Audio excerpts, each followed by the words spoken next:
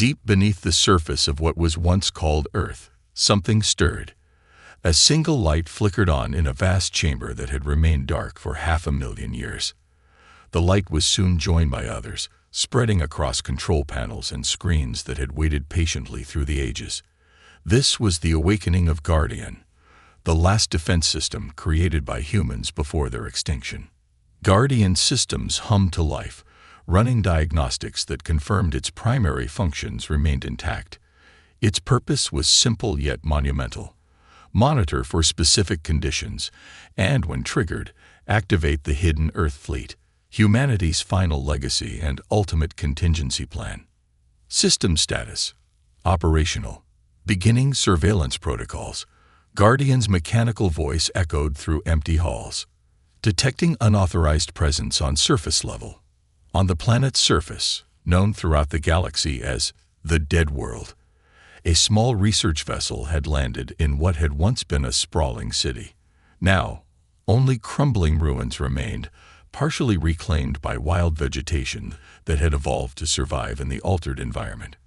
Krell adjusted his breathing apparatus and stepped cautiously from the ship. Though young by his species' standards, he was already making a name for himself as a talented archaeologist specializing in extinct civilizations. The Dead World, once called Earth, was forbidden territory by galactic law, but his research team had secured special permission for a brief expedition. "Readings are stronger in that direction," Krell said, pointing toward a half-collapsed structure. "Something is generating energy, which should be impossible. Nothing has worked on this planet for hundreds of thousands of years."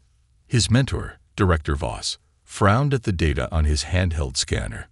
Voss was old and cautious, his gray skin wrinkled from countless expeditions across the stars. "We should report this and leave," Voss said quietly. "The old stories about this world, they tell of humanity's final act, a promise of return." Krell laughed. "Those are just legends, Director. Humans died out completely. Everyone knows that." "Everyone knows that because that is what we have been told," Voss replied. "But why is this world forbidden? Why has no one settled here despite its perfect position in the galaxy? Think, young one." Before Krell could respond, his scanner began beeping urgently. The energy signature just increased tenfold. Something is happening. Deep below, Guardian had completed its analysis of the surface activity.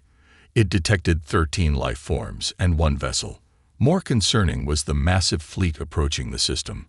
Over 200 ships of various sizes, carrying terraforming equipment. "Trigger condition confirmed," Guardian announced to the empty command center. "Coalition-class fleet approaching with terraforming capability, initiating revival sequence for Earth's hidden fleet." Throughout the solar system, in dimensional pockets hidden by technology long forgotten by the galaxy, massive warships began to stir. The first to fully activate was the EFS Prometheus, flagship of the 3rd Division. Its AI captain, modeled after the legendary Admiral Thomas who had led humanity's last stand, came online. Captain Thomas reporting. "Guardian, status update required," the AI said, its voice indistinguishable from that of a human. "Earth compromised by 13 intruders. Large coalition fleet approaching. All evidence suggests descendants of the Combine have returned." The AI captain processed this information. The Combine, the alliance of alien species that had unleashed the bioweapon that destroyed humanity. Their descendants had returned to claim Earth itself. "Wake the fleet," Captain Thomas ordered.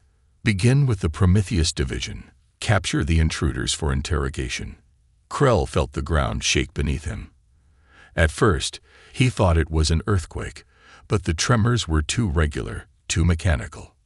"We need to leave now," Voss said, his voice tight with fear. "Something's waking up." As they turned to run back to their ship, the ground split open barely 100 meters away. A massive platform began rising from below, carrying what looked like a defense turret of some kind. It swiveled toward them, and before anyone could react, it fired. But instead of an explosion, a pulse of blue energy spread outward, washing over their research team. One by one, They collapsed to the ground, unconscious. Krell fought against the encroaching darkness, struggling to keep his eyes open. The last thing he saw was the sky above the dead world opening up, revealing what had appeared to be a small moon, but was now clearly something else entirely. A massive spaceship emerging from some kind of cloaking field. When Krell awoke, he found himself in a strange room with smooth metal walls. The technology around him was unlike anything he had ever seen, both impossibly advanced and somehow ancient at the same time. "The intruder is conscious," said a mechanical voice. A holographic figure appeared before him, humanoid in shape, wearing what Krell recognized from historical records as a military uniform from humanity's final era. "I am Captain Thomas of the Earth Fleet ship Prometheus," the figure said. "You stand accused of trespassing on forbidden territory and conspiring with the descendants of the Combine." "The Combine?" Krell asked, confused. "I don't know what you're talking about. I'm just an archaeologist. Your biological markers identify your species as Aryan," Captain Thomas said coldly. The Aryans were the leading species of the Combined Coalition that deployed the bioweapon that destroyed humanity. Krell shook his head in disbelief. "That's impossible. We have no record of such actions in our history. History is written by the survivors," Thomas replied. "And now, after 500,000 years, humanity's vengeance has awakened." A large viewport opened in the wall of the chamber, revealing the vastness of space.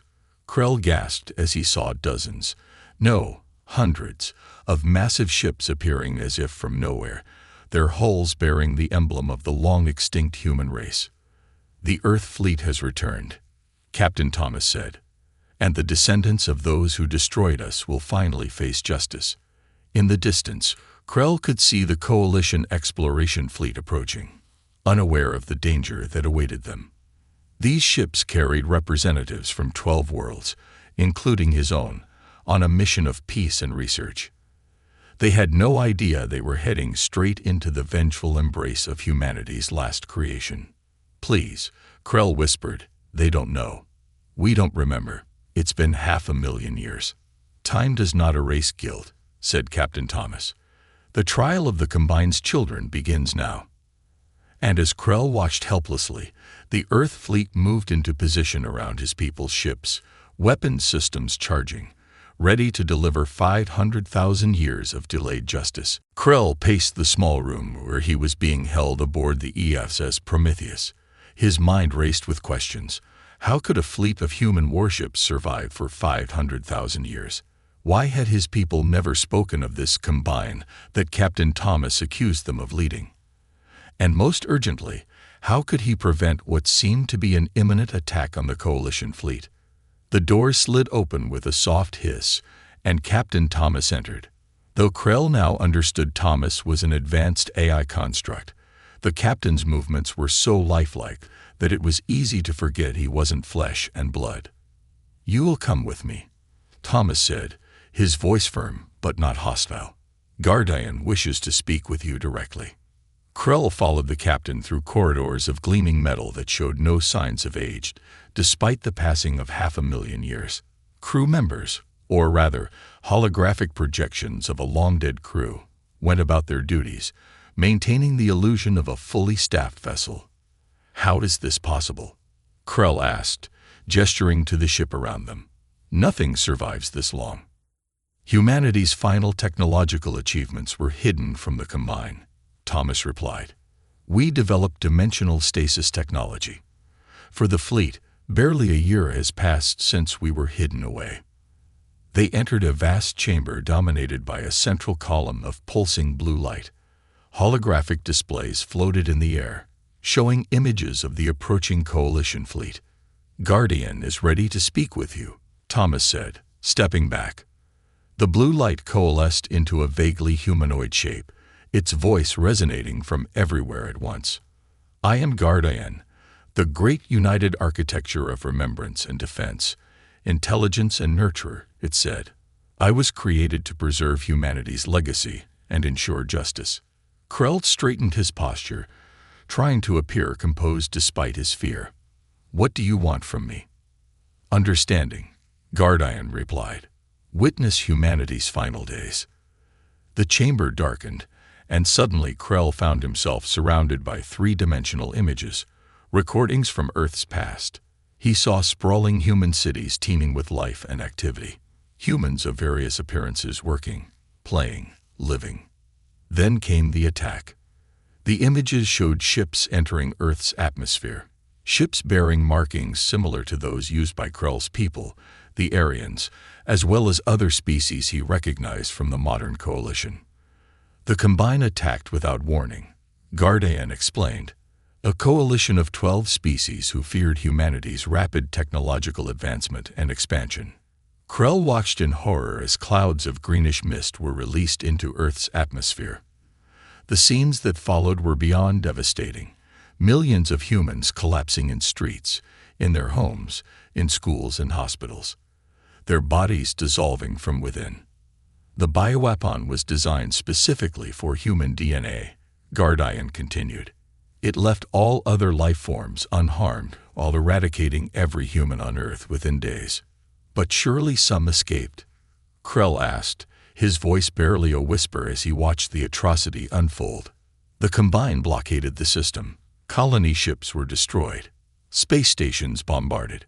Within one planetary cycle, humanity faced complete extinction. The images shifted to show a desperate final meeting of human leaders. Their faces were haggard, many clearly ill from the bioweapons effects.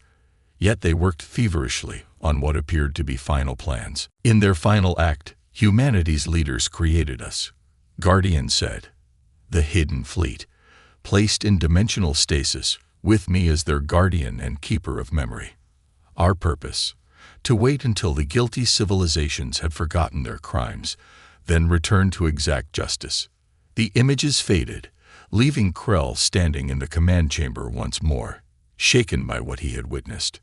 If what you showed me is true, Krell said carefully, why is there no record of this in our histories? Captain Thomas stepped forward, his expression stern. Because the victors write history. The Combine erased their crime and built their new coalition on the ashes of humanity. Thomas gestured, and new holographic displays appeared, showing genetic analyses. Your people, the Aryans, were the Combine leadership, Thomas said. We have the genetic proof. Your biological markers match perfectly with those who orchestrated humanity's extinction. Krell felt sick. Could his ancestors truly have committed such a horrible genocide? And if they had, what did that mean for him and his people now? The rest of the fleet is awakening, Gardian announced. Outside the viewports, Krell could see it happening. Massive vessels appearing seemingly from nowhere, emerging from their dimensional pockets around the solar system. Destroyers, carriers, dreadnoughts, hundreds of ships with technology 500,000 years ahead of anything the Coalition possessed at humanity's fall. How many?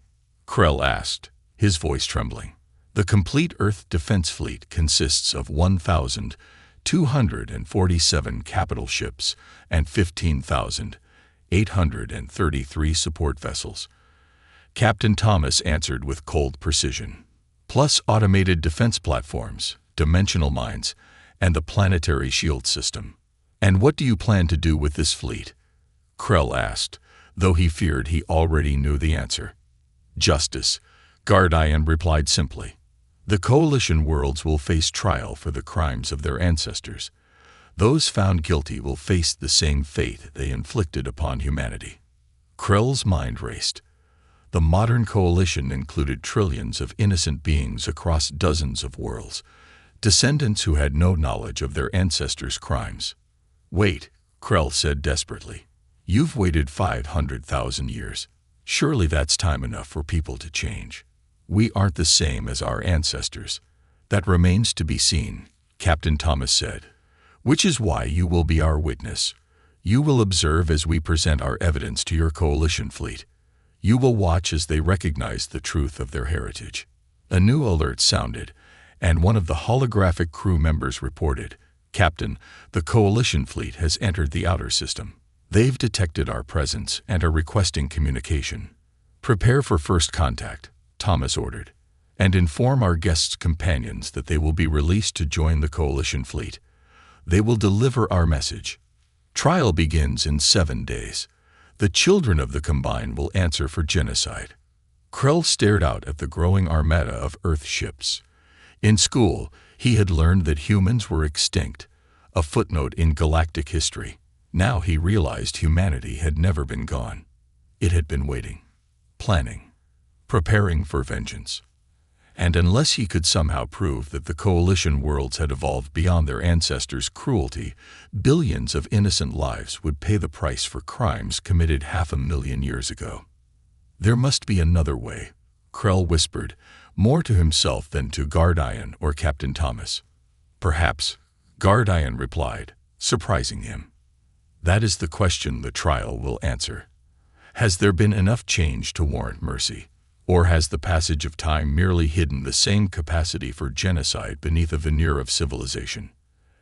As Krell watched the approaching Coalition ships, unaware they were heading into a confrontation with humanity's vengeful legacy, he knew he had to find a way to prove that his people deserved to live. Administrator Reed stood on the bridge of the flagship Unity, watching as the dead world grew larger on the main view screen.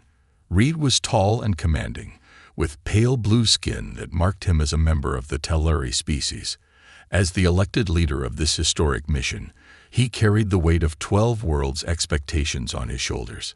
"Status report," Reed ordered, his four-fingered hand tapping nervously on the command console. "All ships in formation." "Administrator," his first officer replied. "Terraforming equipment is ready for deployment once we establish orbit." This mission represented the greatest cooperative effort in the history of the modern Coalition. After centuries of debate, the Governing Council had finally approved the restoration of the dead world, once called Earth, as a monument to interstellar cooperation. They would bring life back to this barren planet, transforming it into a living memorial and research center. "Sir," the communications officer called out suddenly, "we're receiving a transmission from Director Voss. It's marked urgent." Reed frowned. Voss had led the preliminary survey team, sent ahead to gather final data before the main fleet arrived. "Put him through." The weathered face of Director Voss appeared on screen, his expression tense with fear, an unusual sight for the normally composed researcher. "Administrator Reed, you must turn the fleet around immediately," Voss said without preamble. "Something has awakened on the dead world. Ancient defense systems. They've captured some of our team, including Krell." "Slow down, Director," Reed said. "What defense systems? All our scans showed no active technology on the planet." "It was hidden," Voss replied, his voice shaking, "beneath the surface. And now—" He looked away, as if checking something off screen. "By the stars. Reed, look at your long-range scanners. Look at what's appearing around the planet." Reed nodded to his sensor officer, who immediately adjusted the scanners. The bridge crew fell silent as the sensor data appeared on their screens. "That's impossible," the sensor officer whispered. Where space had been empty moments before, hundreds of ships now appeared, surrounding the dead world in a defensive formation. Ships unlike any Reed had ever seen. Massive, angular vessels bristling with what could only be weapons. Where did they come from? Reed demanded. "Administrator," the communications officer interrupted, "we're receiving a transmission from one of those ships. They identify themselves as the Earth Defense Fleet." A murmur ran through the bridge. The Earth Defense Fleet. Earth had been dead for 500,000 years. Everyone knew humans were extinct. "Put it on screen," Reed ordered, straightening his uniform. The view screen changed to show a human male in a military uniform. Reed had seen images of humans in historical archives, but this one looked so real, so alive. "I am Captain Thomas of the Earth Fleet ship Prometheus," the human said. "Your Coalition fleet has entered restricted space. You will halt your approach immediately." Reed stepped forward. "I am Administrator Reed of the modern Coalition. Earth has been uninhabited for 500,000 years. There is no Earth fleet. Your historical records are incomplete. Thomas replied coldly. Humanity's final act was to ensure justice would eventually be served. We have awakened to deliver that justice. Reed exchanged confused glances with his officers. Justice? I don't understand. Your civilizations descended from those who committed genocide against humanity, Thomas said. The coalition of species known as the Combine. Trial begins in 7 days. The children of the Combine will answer for the crimes of their ancestors. The transmission cut off, leaving the bridge in stunned silence. Sir, the first officer said finally, what do we do? Reed stared at the fleet of ancient human warships surrounding them. Their own mission was peaceful. They had brought scientists and terraforming equipment, not weapons. Contact the coalition worlds, he ordered.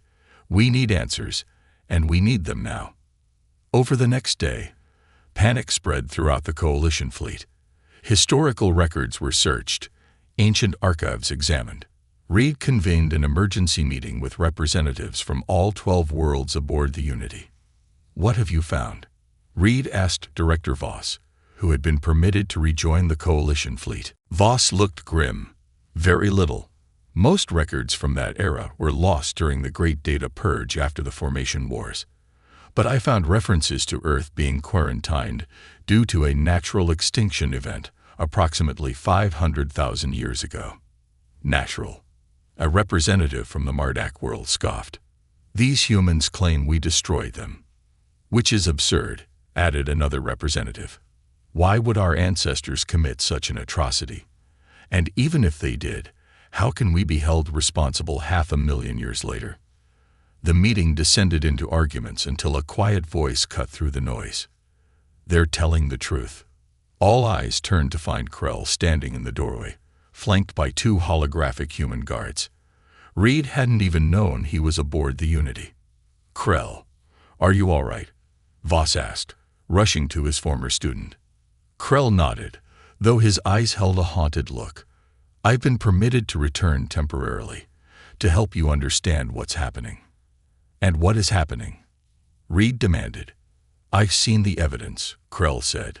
Guardian, their AI overseer, showed me recordings from Earth's final days. Our ancestors, led by the ancient Aryans, deliberately released a bioweapon that targeted only humans. They feared humanity's rapid advancement and expansion. Stunned silence filled the room. That's preposterous, the Aryan representative finally spluttered. We have no record of such actions. Because the victors write history, Krell replied, echoing Captain Thomas's words. The Combine erased their crime and built their new coalition on the ashes of humanity. Reed sank into his chair, the implications washing over him. If what you're saying is true, what do these humans want from us now? Justice, Krell said simply. Or vengeance. Perhaps both. They have the power to destroy our homeworlds just as our ancestors destroyed theirs. We can't fight them. The military advisor interjected. Our scans show their technology is far beyond ours. Those ships have weapons systems we can't even identify. Reed looked around at the representatives of 12 worlds. Billions of lives now hanging in the balance for crimes committed by ancestors so distant they might as well be a different species. Then we don't fight, Reed decided. We make our case. We prove we're not the same as those who committed this atrocity. Krell nodded slowly. That's why I'm here. I believe there's a chance to stop this cycle of vengeance. We need to show Guardian and Captain Thomas that our civilizations have evolved. That we've become what humanity might have hoped their children would be. How do we do that? Voss asked. We have 7 days until the trial begins, Krell said. We need to gather evidence from all 12 worlds, proof of how we've grown into peaceful, cooperative societies, records of how we protect endangered species, how we've established laws against genocide and biological weapons. Reed stood up, his decision made. Then that's what we'll do. Each representative will contact their homeworld immediately, gather everything that shows who we are now, not who our ancestors were. As the meeting dispersed with a new sense of urgency, Reed held Krell back. Do you really believe we can change their minds? he asked quietly. Krell looked out the viewport at the massive Earth fleet surrounding them. Ships that had waited patiently for 500,000 years, preserving the memory and the rage of an extinct species. I have to believe it, Krell replied. Otherwise, history is about to repeat itself. Only this time, we'll be the ones erased from the stars. Reed nodded grimly. The Coalition had 7 days to prepare their defense, not against weapons, but against the judgment of humanity's vengeful legacy. The massive Earth flagship Reckoning loomed against the starfield, dwarfing even the largest Coalition vessels. Its hull stretched nearly 20 kilometers from bow to stern, making it less a ship and more a mobile fortress. Within its cavernous central chamber, the trial was about to begin. Representatives from all 12 Coalition worlds sat in a semicircle, facing a raised platform where Captain Thomas stood with Guardian's blue holographic form beside him. The chamber was designed to evoke the ancient human concept of a courtroom, though none of the aliens present had ever seen one outside of historical references. Administrator Reed adjusted his formal robes nervously. The past 7 days had been a frantic rush to gather evidence and prepare their defense. Ships had been dispatched to all Coalition homeworlds, returning with historical records, cultural artifacts, and testimony from leading scholars. This tribunal is now in session, Captain Thomas announced, his voice echoing through the chamber. Present are representatives of the 12 worlds descended from the combined forces that enacted genocide against humanity. Krell sat beside Reed, acting as both witness and unofficial defender for the Coalition.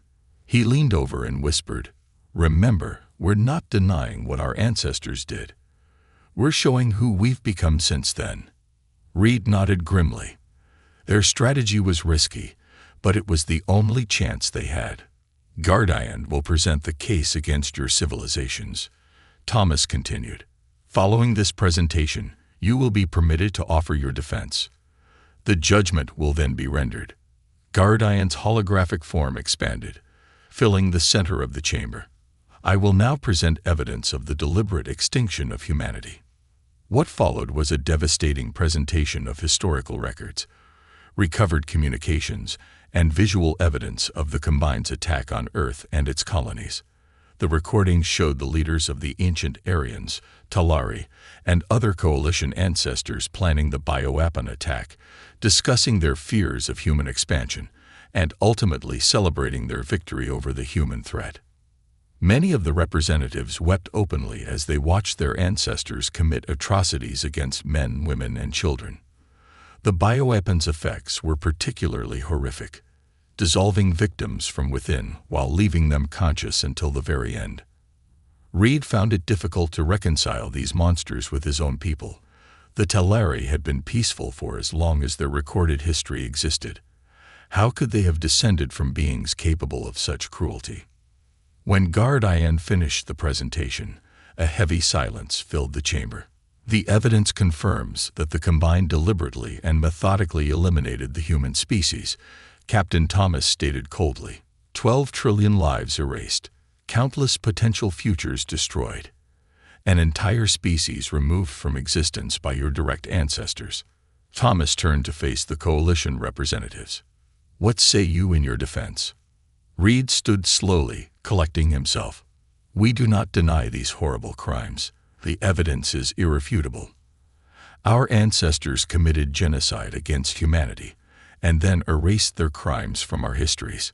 Murmurs ran through the chamber, but Reed continued. "But we are not our ancestors. 500,000 years have passed. 20,000 generations. We have evolved, both culturally and ethically. The civilizations we represent today would never condone such actions." "Words," Thomas dismissed. "Justice requires more than words." "Then let us show you actions," Krell interjected, rising to stand beside Reed. "Captain Thomas, Guardian, I request permission to present evidence of who the Coalition has become." After a pause, Thomas nodded. "Proceed." Krell activated the data terminal before him, and new images filled the chamber, but these were starkly different from Guardian's presentation. 200,000 years ago, The Talari discovered an intelligent but primitive species on the world we now call Marin. Krell explained as images of a reptilian species appeared. Rather than conquering or exploiting them, the Talari established a protected zone around the entire planet. For 200 millennia, they have maintained this protection, allowing the Marinites to develop at their own pace. More images appeared, showing conservation efforts, peace treaties, refugee programs. The Aryans, my people, once led the Combine in creating weapons of mass destruction, Krell continued. Today, we lead the Coalition in disarmament programs. Our homeworld houses the Galactic Bioweapon Prevention Institute, which has successfully eliminated 98% of all known biological weapons in Coalition space. For hours, Krell and Reed presented evidence from each Coalition world, showing how they had evolved into societies that valued peace, cooperation, and the protection of all life forms. We have made mistakes, Reed admitted. There have been conflicts and injustices, but we have learned and grown. The core principle of our modern coalition is that genocide, the crime our ancestors committed against humanity, is the greatest evil in the universe. Captain Thomas remained unmoved, his expression stern. Yet you built your civilizations on the ashes of ours. You prospered because we were eliminated. Yes, Reed acknowledged, and that debt can never be fully repaid. But destroying our worlds now would only continue the cycle of vengeance and genocide. Gardian's holographic form shifted. The evidence you present is compelling, but incomplete.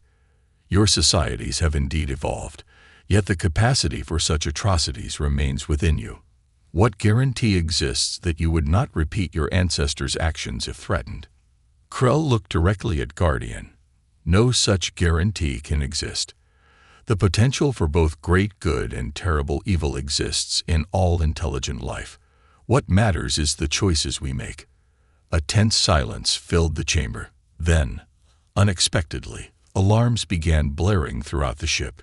Captain, one of the holographic crew members reported, we're detecting unauthorized access to Guardian's core systems.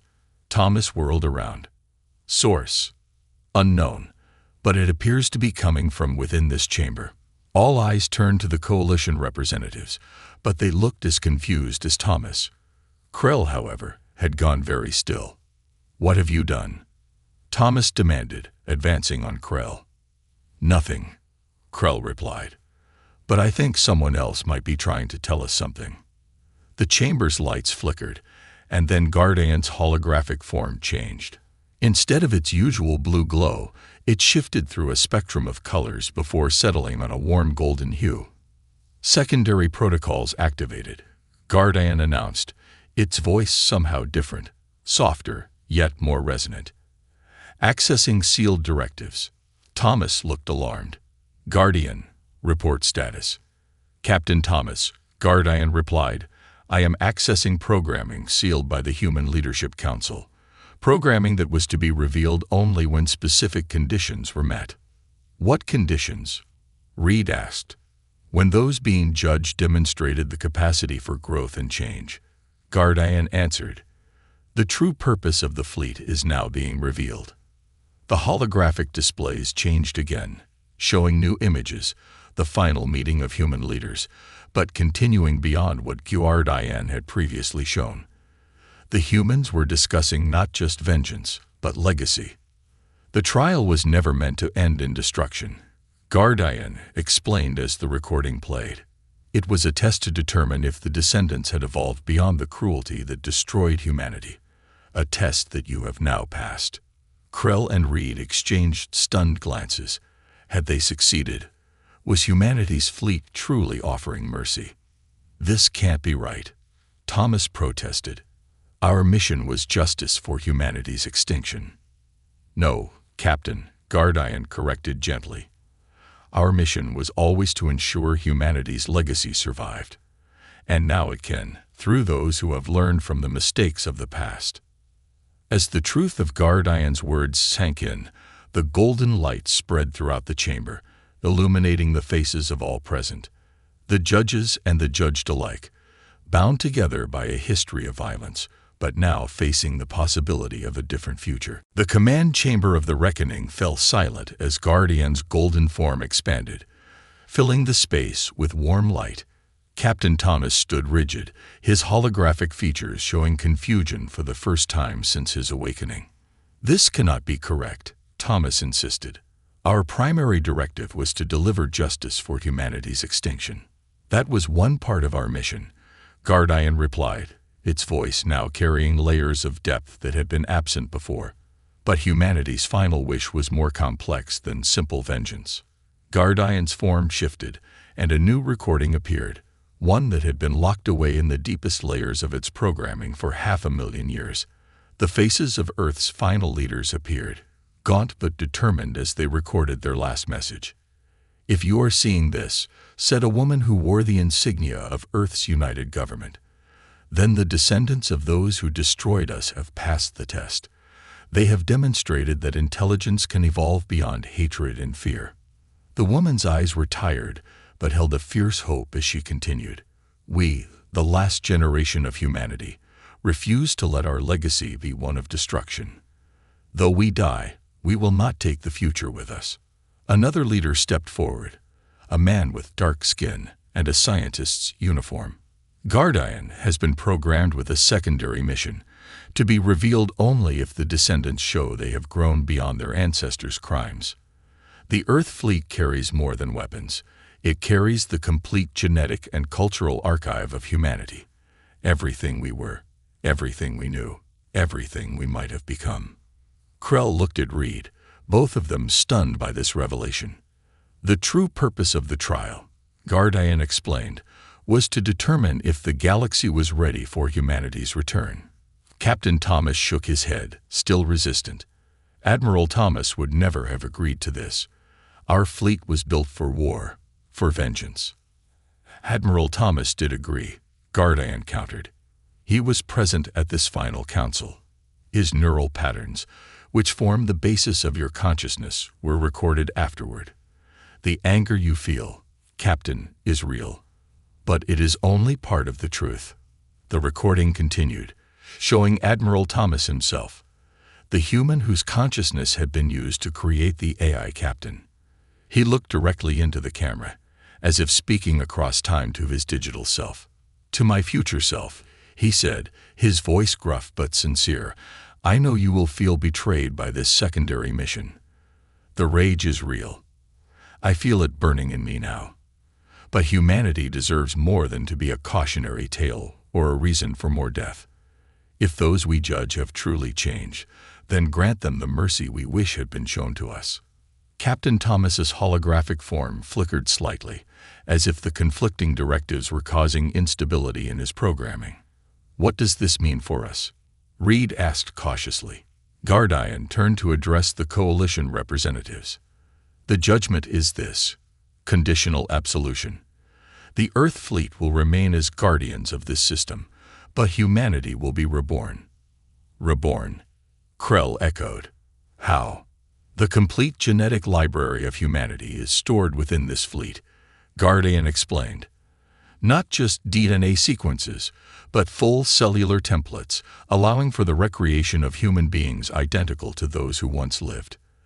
Additionally, we preserve their cultural heritage, art, music, literature, philosophy, science, everything that made them who they were." Reed stood up, his mind racing with implications. "You're proposing to recreate an extinct species." "Not recreate," Guardian corrected. "Continue. Humanity never truly ended. It has been waiting, dormant, for the right time to return to the galaxy." Captain Thomas finally spoke, his voice softer than before. "And you believe that time is now, that these descendants of our killers deserve to share the stars with a reborn humanity." "The evidence suggests they have evolved beyond their ancestors," Guardian replied. "And humanity's final wish was not for vengeance, but for continuation." A tense silence filled the chamber as Captain Thomas processed this information. The coalition representatives waited, hardly daring to breathe. Their fate, and the fate of humanity's return, hung in the balance. Finally, Thomas nodded. "I accept the secondary directives. The verdict is rendered. Conditional absolution. Relief swept through the chamber, but Thomas raised a hand. However, there will be conditions. Earth and its system will be declared a sacred memorial and research center. The Coalition will acknowledge the historical crime committed against humanity, and the Earth fleet will remain active, ensuring the safety of both humanity's rebirth and the continued evolution of the Coalition. Reed stepped forward. On behalf of the modern Coalition, we accept these terms. The truth of our past will be taught to all our worlds, and we will welcome humanity's return as partners in the stars. 3 months later, Krell stood in a newly constructed observation dome on the surface of Earth.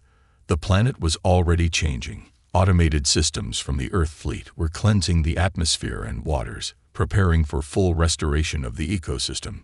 Beside him stood Reed, now appointed as the Coalition's official ambassador to the Earth Restoration Project. The first genetic sequences have been successfully prepared, Reed said, reading from a report. The Earth Fleet medical teams say they can begin the first human births within 6 months. Krell nodded, looking out at the landscape where grass was already beginning to grow on what had been barren soil for thousands of generations. Do you think they'll forgive us? Krell asked quietly. These new humans, when they learn what our ancestors did to their kind. They'll know both truths, Reed replied. What our ancestors did, and what we did to make it right. That's the bargain.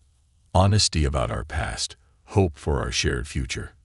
A soft chime sounded, and Captain Thomas's holographic form appeared beside them. Though still recognizably the same entity, subtle changes had transformed his appearance. His features less harsh, his uniform slightly less militaristic. The Guardian Council requests your presence, Thomas said. The first genetic templates have been selected. They wish for Coalition input on which human bloodlines should be reborn first.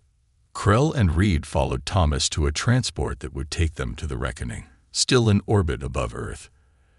As they traveled, Krell watched the planet's surface passing below them, a world that had witnessed both humanity's worst moment and perhaps its greatest triumph. Which human said, "Vengeance is a cycle, but mercy is a path forward?" Krell asked Thomas. Thomas tilted his head slightly.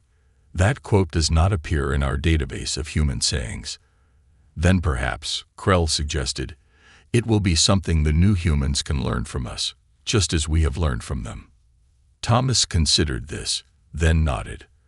Perhaps humanity's greatest legacy was not what they built or what they knew, but what they inspired even after they were gone. 1 year later, Krell stood in a specially designed chamber aboard the Reckoning. Reed and representatives from all 12 Coalition worlds stood in a semicircle, watching as Captain Thomas and Guardian prepared for a historic moment. A door slid open, and a medical team entered, one of them carrying a small bundle. Representatives of the modern Coalition. Thomas announced formally, I present to you the first human born in 500,001 years. The medical officer gently handed the bundle to Krell, who had been chosen for this honor as the one who had first discovered the awakening fleet. Looking down, Krell saw a tiny human infant with dark hair and eyes that seemed to contain all the stars in the galaxy. Her name, Guardian said, is Hope, selected from the Earth Fleet's database of human names for its symbolic meaning. As Krell held the infant, he felt the weight of history and future balanced in his arms. 500,000 years ago, the Combine had tried to erase humanity from existence. Now, through a miracle of technology and forgiveness, humanity was taking its first step back into the galaxy. Welcome back, Krell whispered to the child. The stars have been waiting for you. And as if understanding his words, the first human of a new era opened her tiny hand and reached upward, grasping for the future that awaited. The vast emptiness of space stretched endlessly around the Galactic Union vessel Seeker of Truth. The sleek, crystalline ship glided silently through the darkness, its blue-green lights pulsing gently as it approached the edge of charted space. Inside the command center, Observer Gray stood with his forearms clasped behind his back, his large eyes blinking slowly as he studied the main view screen. "Observer, we have detected an unknown vessel at coordinates 7239, reported Navigator Blue, her tentacles dancing across the control panel. "It appears to be moving at sublight speed along the border of Sector 12. Observer Gray's skin shifted from pale green to a curious yellow. "Interesting. We have no record of any Union vessels scheduled for this quadrant. Could it be a trading ship that strayed from its course?" "Unlikely," said Security Officer White, his exoskeleton clicking as he moved closer to the screen.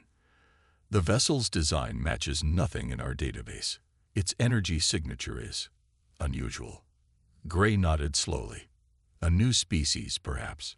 This is most exciting. Prepare for first contact protocols. Open a communication channel."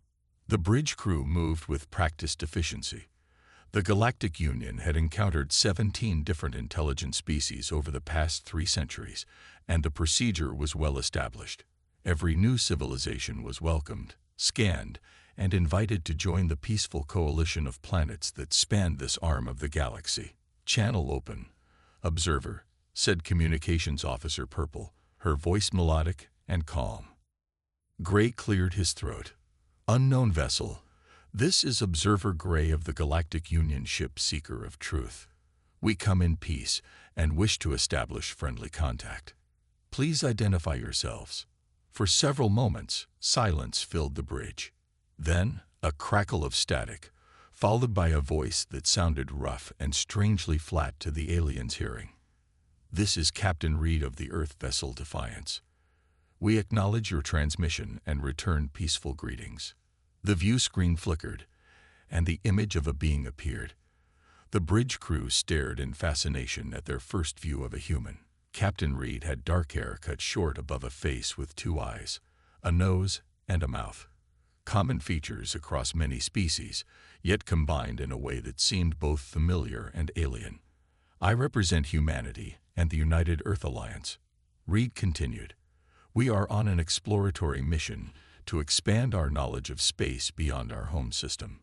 Observer Gray's skin rippled with a pattern denoting respect. "Captain Reed, we are pleased to make your acquaintance. The Galactic Union welcomes peaceful explorers. Would you permit a standard biological and technological scan of your vessel?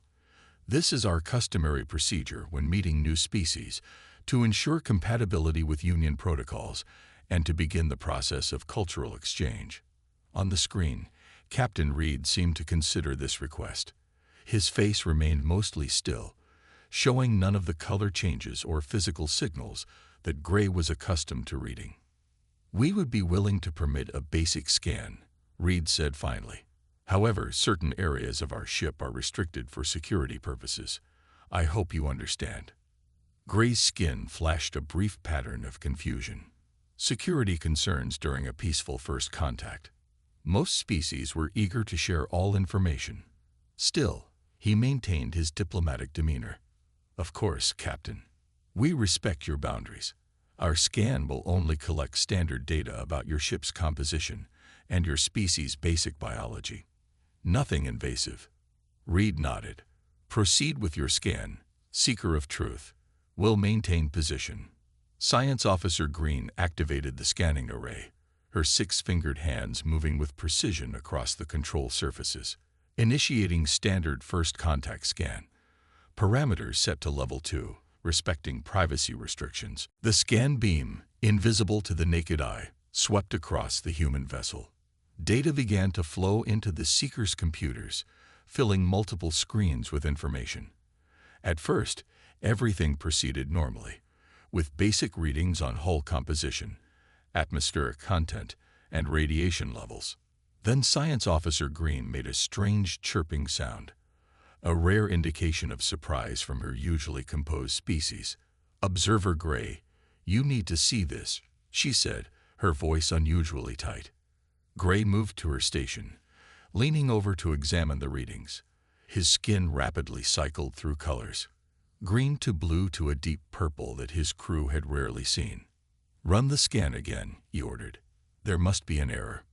Green repeated the scan, The results were identical. "What is it?" asked Security Officer White, moving toward them with rapid clicks of his exoskeleton.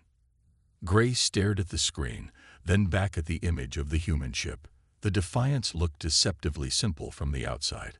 A long, dark vessel with visible weapon ports and engine nacelles. Nothing that would suggest the readings they were seeing. "The humans," Gray began, then stopped, struggling to find words.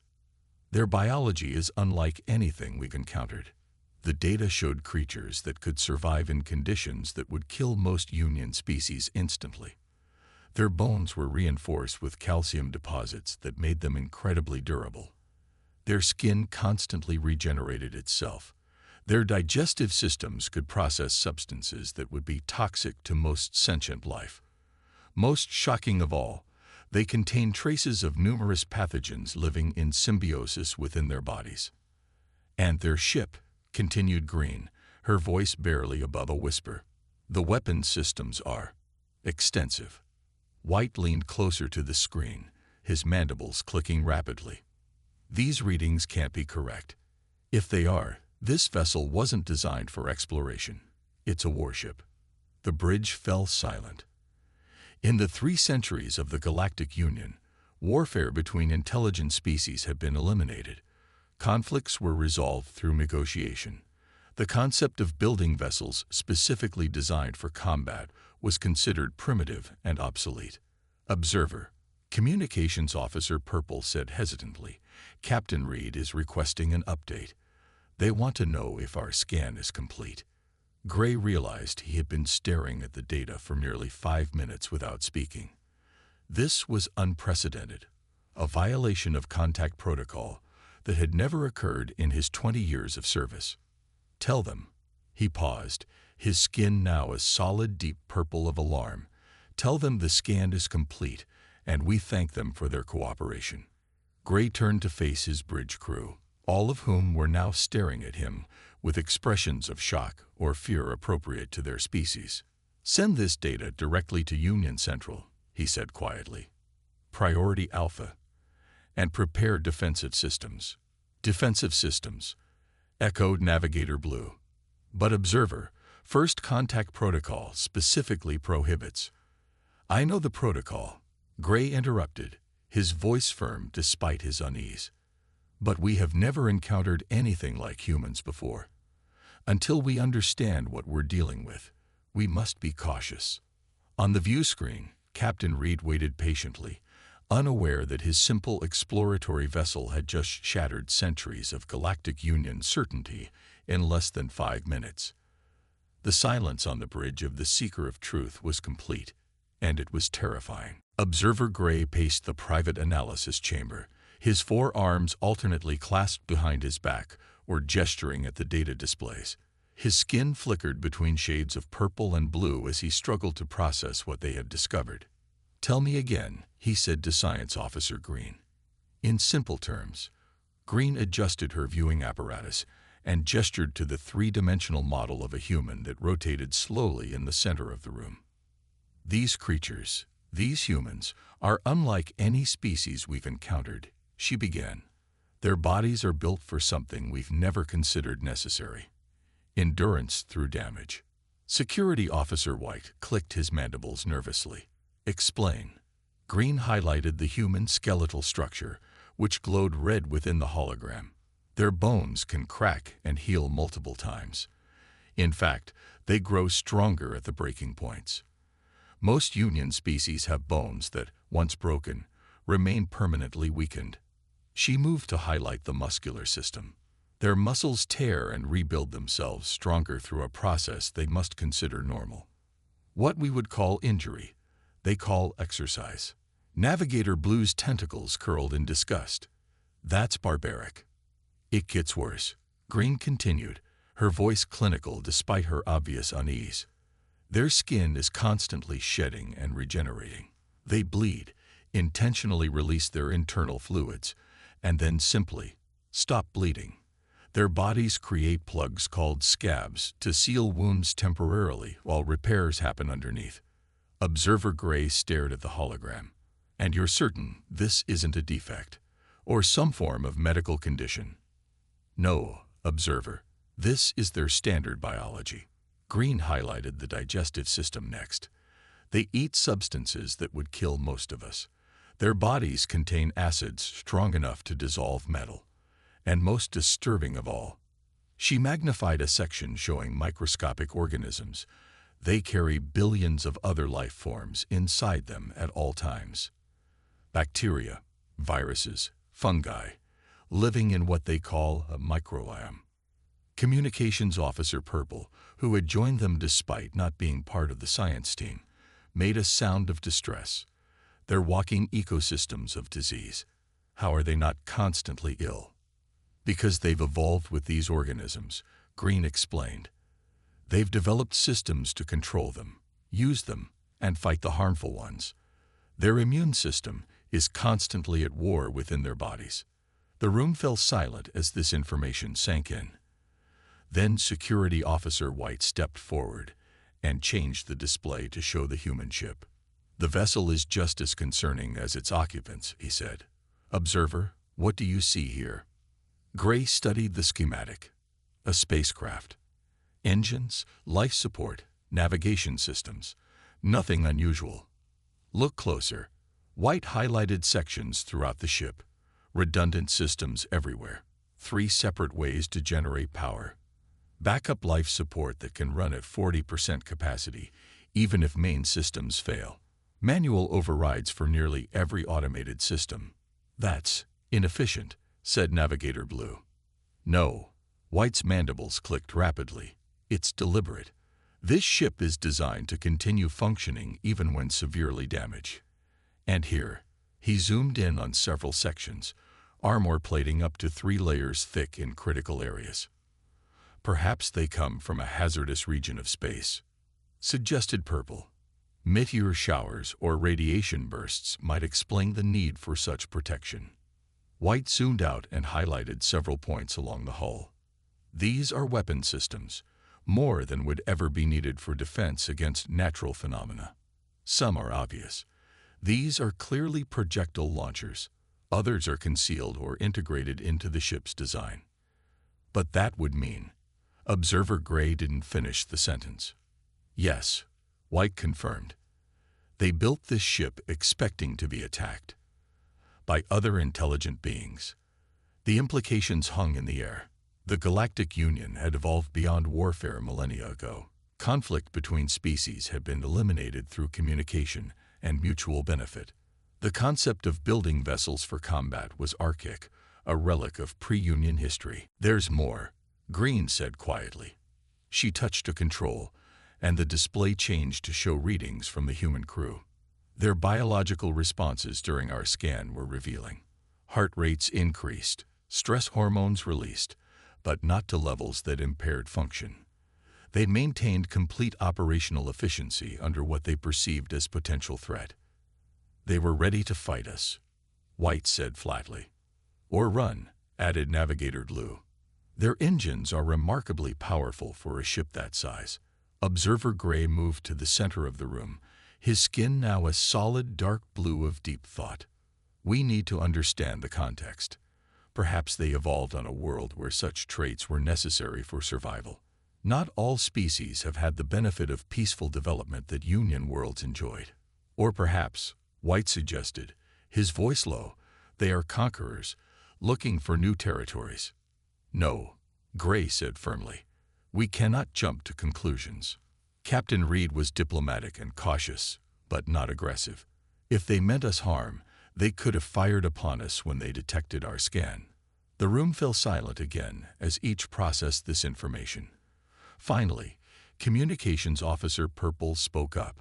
Observer, Union protocol requires us to report first contact immediately to Central Command. With these findings, they will likely order a full diplomatic team. What should I tell Captain Reed in the meantime? Gray considered this carefully.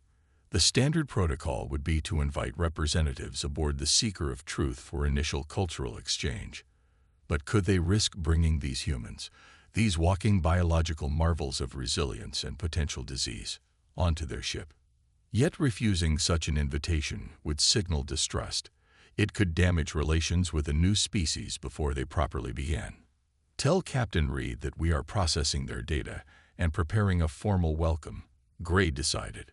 Request that they maintain position for 12 standard hours while we consult with Union Central.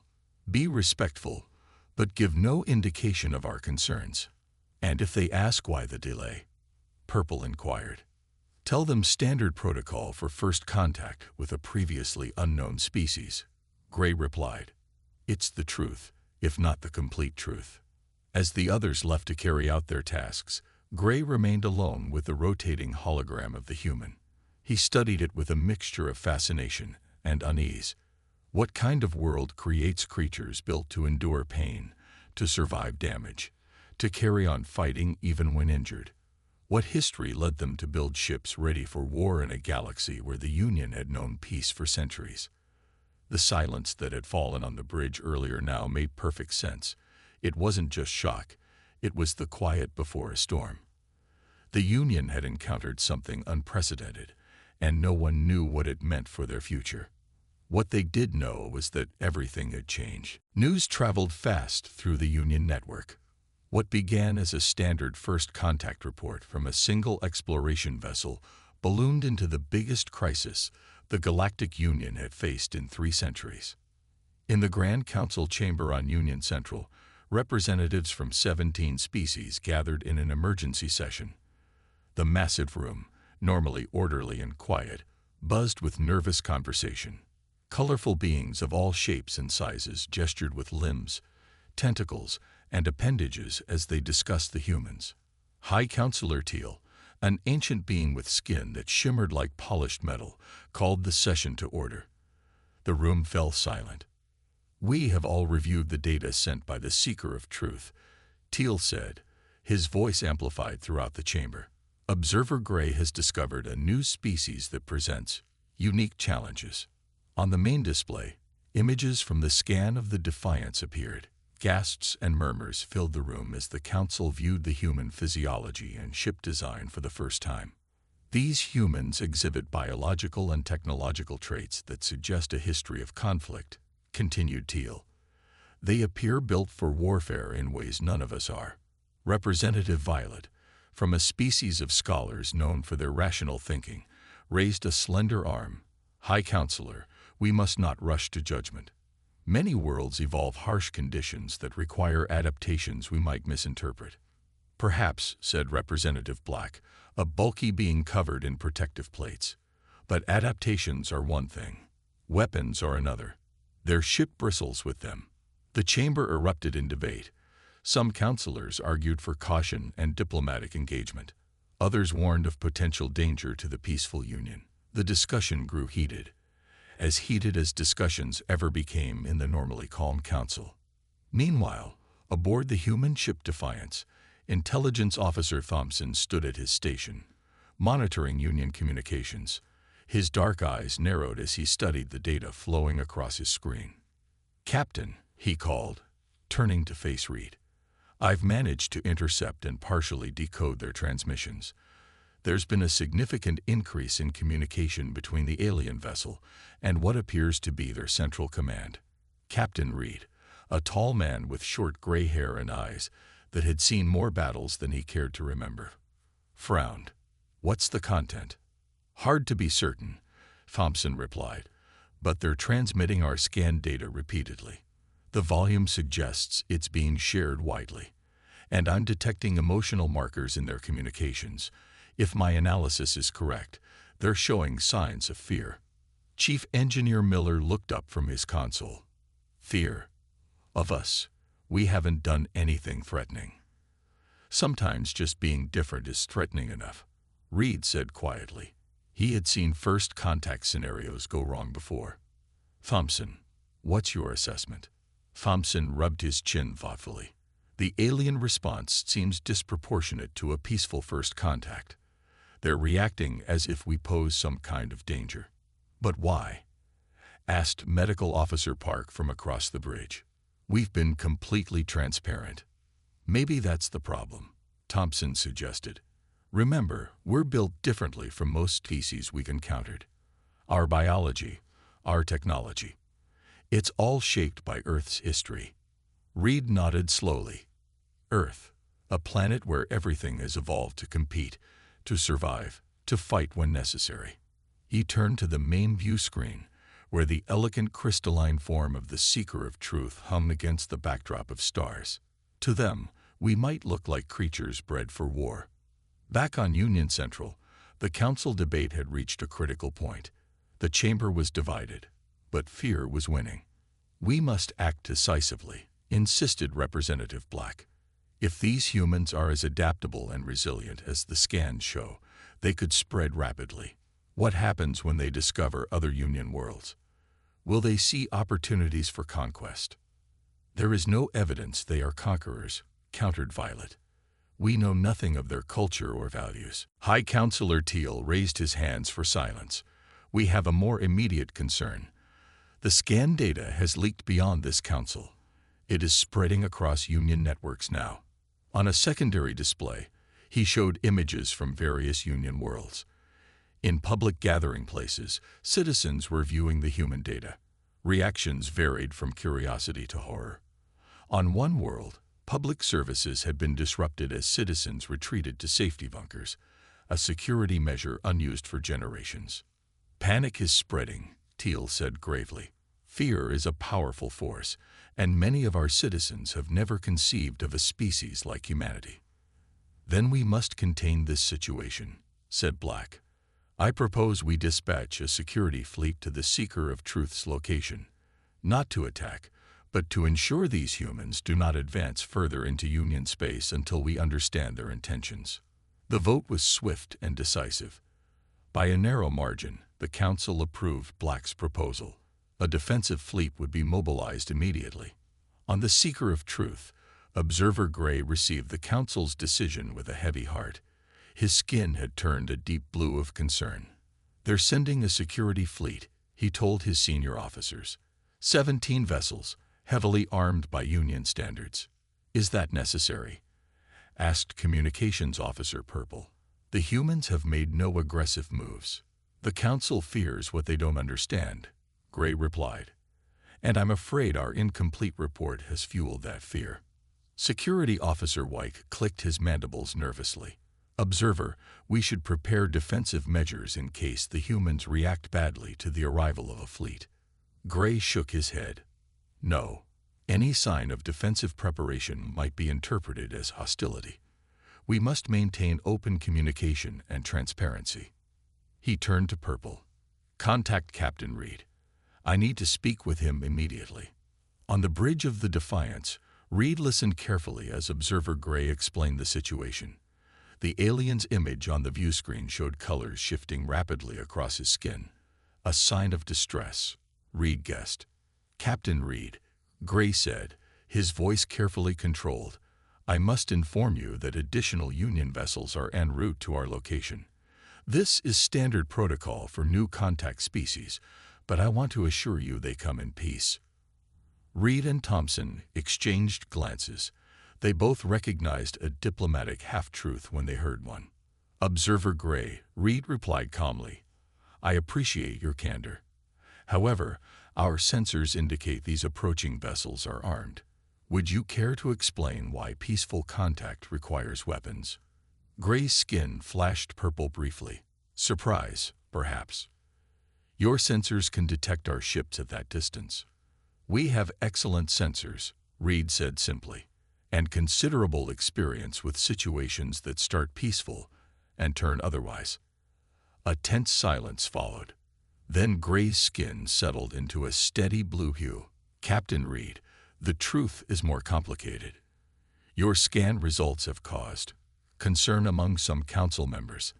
These vessels are a precaution, nothing more. I give you my word that no aggressive action is planned. Reed nodded slowly. I understand concern about the unknown. It's a universal reaction. But Observer, please convey to your council that humans also have a universal reaction to being surrounded by armed vessels. We get nervous. What do you propose? Asked Gray. Open dialogue. Direct communication between your council and my superiors, and perhaps most importantly, patience. First impressions can be misleading. In the tense silence that followed, the fate of two civilizations hung in the balance. Fear had spread like wildfire through the Union, but now, faced with the calm reasoning of the very beings they feared, a flicker of doubt began to emerge. Perhaps these humans were not what they seemed after all. The Union security fleet arrived within 12 hours. 17 vessels of various sizes dropped out of faster-than-light travel, their crystalline hulls gleaming against the darkness of space. They moved with perfect coordination to form a hemisphere around the Defiance, leaving the route back toward Earth open. A calculated gesture meant to appear non-threatening while still showing force. On the bridge of the Defiance, Captain Reed studied the tactical display with a calm that belied the tension in the room. The human crew stood at their stations, outwardly professional, but with the heightened alertness that came from years of training for exactly this kind of situation. "Quite a welcome party," Reed said, his voice dry. "Thompson, what's your read?" Intelligence Officer Thompson frowned at his console. "Their formation is defensive, not offensive. They've left us a clear path to retreat if we choose. But make no mistake, they're positioning for containment. Like we're some kind of disease they don't want spreading," muttered Jones, the weapons officer. Reed shot him a warning glance. "Let's not assume the worst. Communication Officer Davis, open a channel to the seeker of truth." Observer Gray's image appeared on the main screen. His skin had taken on a pale yellow color that Reed couldn't interpret. "Captain Reed," the alien said, his voice carefully controlled. "I see you've noticed our additional vessels." "Hard to miss," Reed replied evenly. "Observer Gray, I understand caution when meeting a new species, but this show of force suggests more than standard protocol." Gray's skin flashed briefly with blue patches. Embarrassment, perhaps. "Captain, I assure you this is merely a precaution. Our council wishes to establish proper diplomatic relations before proceeding further." Reed was about to respond when the ship suddenly rocked violently. "What was that?" he demanded, grabbing his chair for support.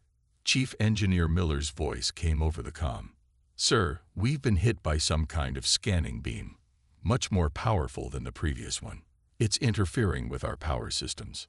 On the largest Union vessel, the Arbiter of Peace, Commander Gold watched with horror as one of his overreader captains activated a Class 3 penetration scan without authorization.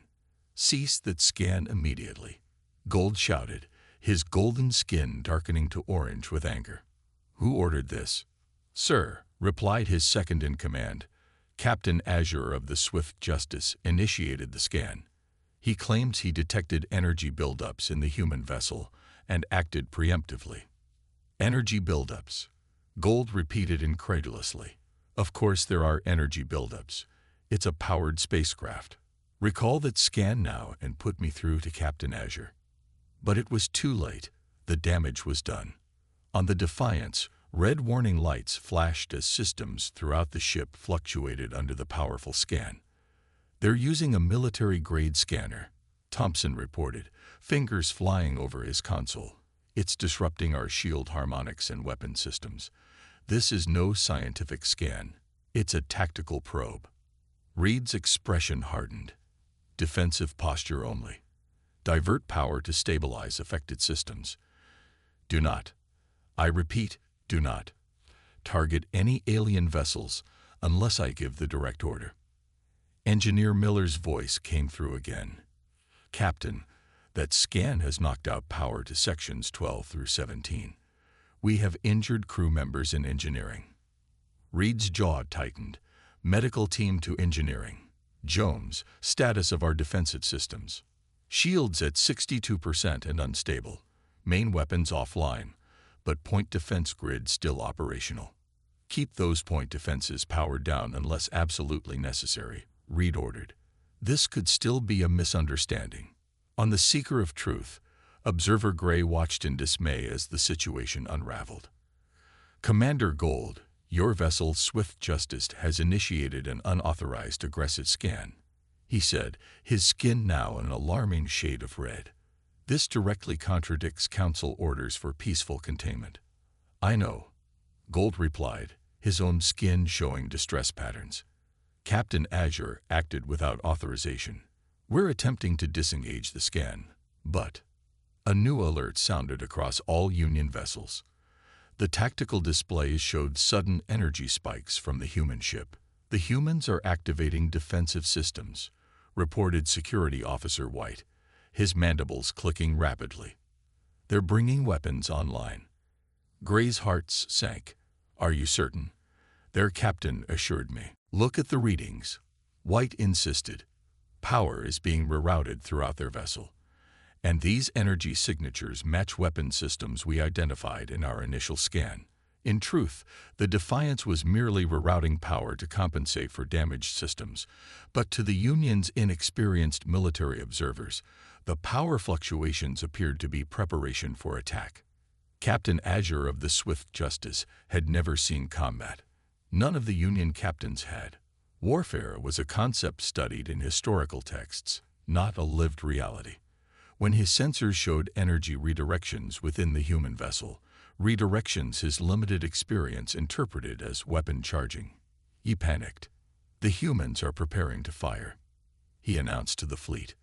"We must act first." Before Commander Gold could countermand the order, the Swift Justice fired a warning shot. A low-power energy burst that passed close to the Defiance's bow. "Incoming," shouted Jones as the energy burst flashed past the ship. "Point defenses, automatic mode only," ordered Reed. "Engineering, status on main engines." "Operating at 80%, Captain," Miller replied. "We can move if we need to." Reed made a split-second decision.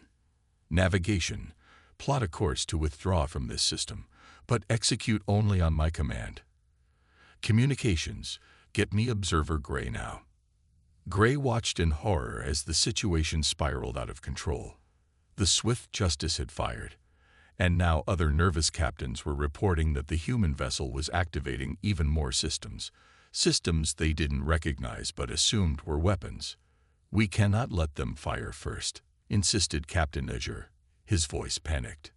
"Their weapons could destroy half our fleet." "You don't know that," Gray argued desperately.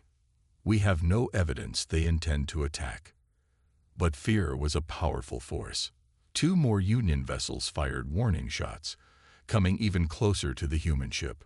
On the tactical display, Gray saw the Defiance beginning to move, slowly backing away while maintaining its defensive posture. In engineering on the Defiance, things had gone from bad to worse.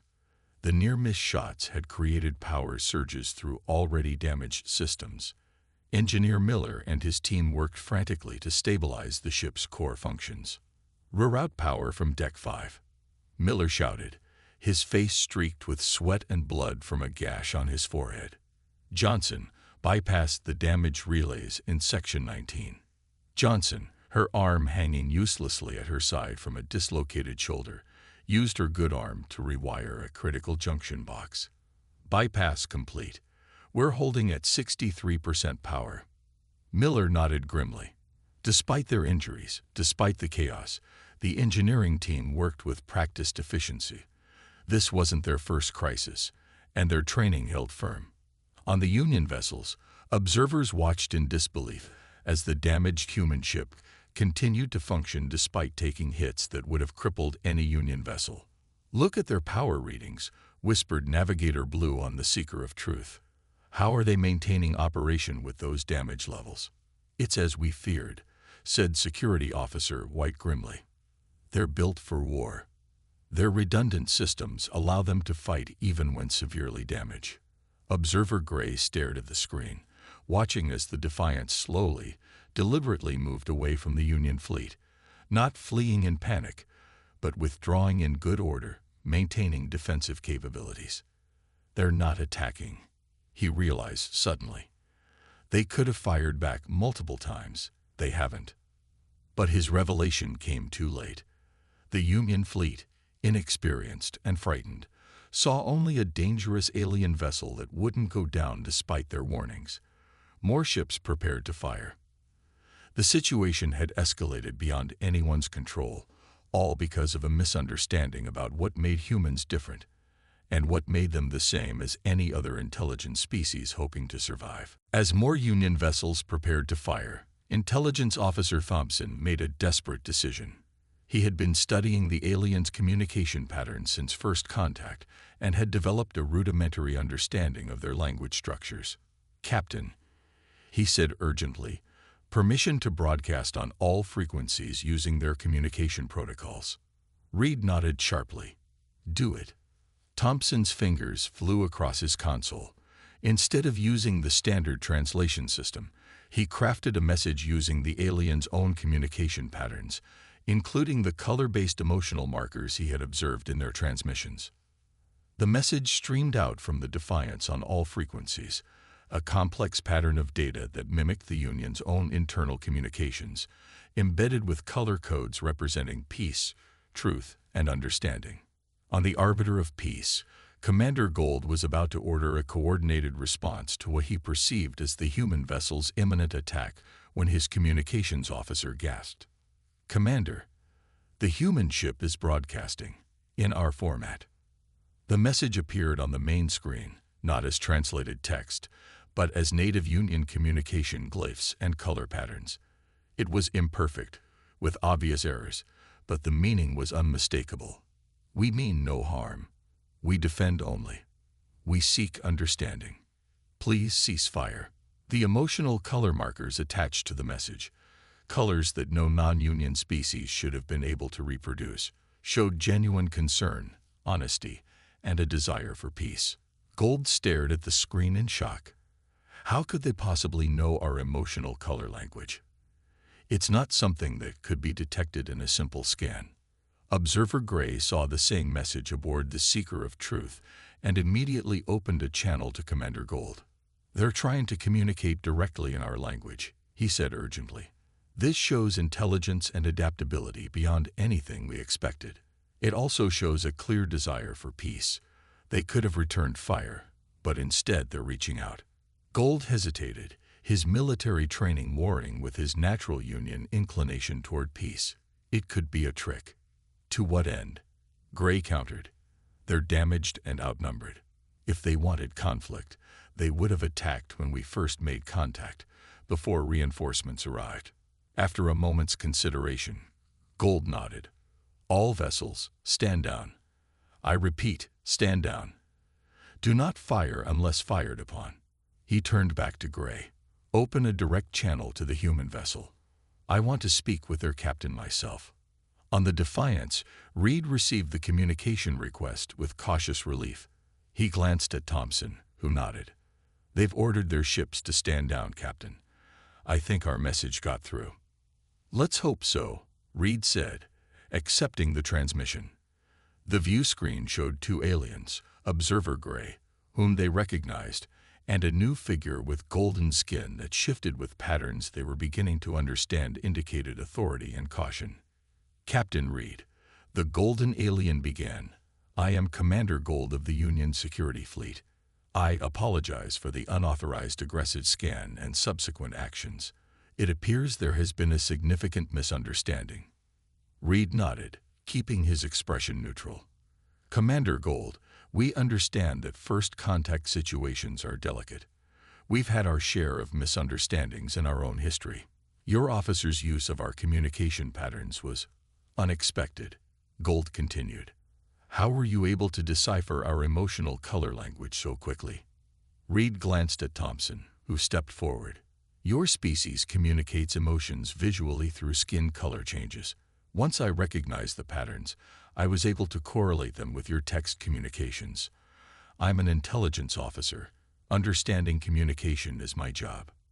Observer Gray's skin flashed with blue and green. Surprise and admiration. Remarkable adaptability. "This confirms what our scans suggested about your species." "And what exactly did your scans suggest?" Reed asked carefully. Gold and Gray exchanged glances. "That you are unlike any species we have encountered," Gold admitted. "Your biology, your technology, they speak of a species familiar with hardship and conflict." "Which led you to assume we are dangerous?" Reed finished for him. "Yes," Gray acknowledged. Many in our union feared what your differences might mean. Reed considered this for a moment. Intelligence Officer Thompson, I believe it's time for some context. Thompson nodded and stepped forward. Commander Gold, Observer Gray, there's something you need to understand about humans and Earth. What your scans detected isn't the product of a warlike nature.